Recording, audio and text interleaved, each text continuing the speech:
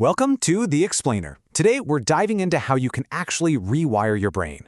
We're going to explore the science that proves you can literally change your mind and give you the practical steps to become the architect of your own thoughts and abilities. For centuries, we kind of thought our mental abilities were just fixed, set from birth.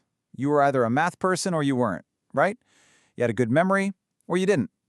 But it turns out, modern science has shown us a pretty revolutionary truth. Our brains are constantly changing, adapting, and remodeling themselves our entire lives. So that's the big question, isn't it? If your brain's default state is to change, are you just going to let that happen randomly? Or do you step in and become the sculptor of its transformation? Well, this explainer is your blueprint. We're giving you the tools to consciously shape your mind for better memory, faster learning, and long-term health. Okay, let's start with the one idea that makes all of this possible. Seriously, this concept is the foundation for everything else we're going to talk about today. The magic word is neuroplasticity.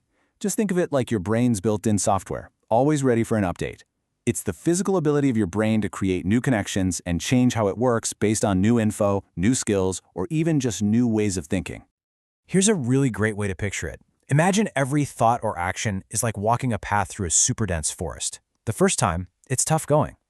But the more you use that exact same path, the more it gets packed down. It becomes wider, clearer, and a whole lot easier to travel. And those old, unused trails, they just get overgrown and fade away.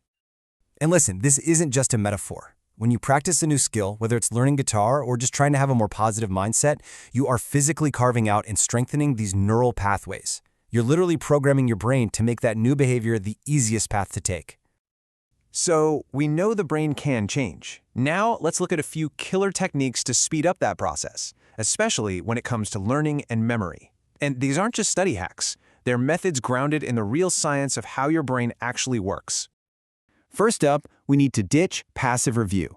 Just rereading your notes or highlighting a bunch of text. It feels productive, but it often creates what's called an illusion of knowing.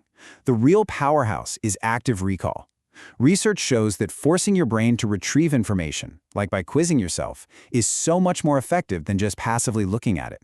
They call it the testing effect, and it builds way stronger, more reliable memories. But here's the thing, retrieving information just once isn't quite enough. You have to fight against the brain's natural tendency to forget things over time, what's often called the forgetting curve. And that's where spaced repetition comes in.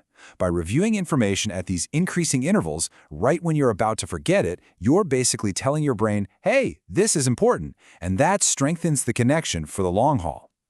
Now, for a truly next-level technique, you've got the memory palace. The idea is to picture a place you know inside and out, like your house. Then you mentally place the things you need to remember along a specific route. To recall them, you just walk the path in your mind. This is so cool because it taps into your brain's incredibly powerful spatial memory, turning abstract facts into a concrete journey. Okay, so learning techniques are like the software. But that software can only run on good hardware. Your biology is the foundation for all this change. So to create the best possible environment for brain growth, we have to talk about the single most powerful lifestyle factor. That's a pretty powerful statement from a major scientific journal. What it's saying is, before you try any new fancy technique, the most effective thing you can do for your brain is to simply move your body. Let's dig into why that is. So how does exercise actually work its magic? Well, a huge part of it is by increasing a powerful molecule called BDNF. It stands for brain-derived neurotrophic factor. Honestly, all you need to remember is that it's basically Miracle-Gro for your neurons. It creates the perfect chemical environment for new connections to form and really thrive. And what's really fascinating is that the intensity of your workout actually matters. As you can see from the data here, any movement is good. But that high-intensity exercise gives you the biggest, most immediate boost to your BDNF levels. So a tough workout isn't just good for your body, it floods your brain with the exact protein it needs to learn and grow. And this is exactly why that BDNF boost is so crucial. Higher levels are directly linked to all the things we want, learning faster, locking in our memories, and even protecting our brain's health in the long run. Basically, exercise primes your brain for neuroplasticity.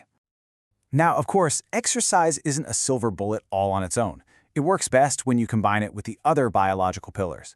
Quality sleep, absolutely non-negotiable. That's when your brain does most of its heavy lifting with memory consolidation. And proper nutrition gives your brain the raw materials it needs to physically build all those new pathways. So let's bring this all together. When you combine the science of neuroplasticity with the right learning techniques and the right lifestyle habits, a really powerful new perspective starts to emerge. So here's the bottom line. Your brain is not some static thing. It's a dynamic living process. You can learn way more effectively by working with its natural systems, not against them. And you can physically upgrade its capacity for growth through simple lifestyle changes. The simple truth is, you are the primary architect of your own mind, and every single day is a new opportunity to build. So the real question becomes, what are you going to do with this power?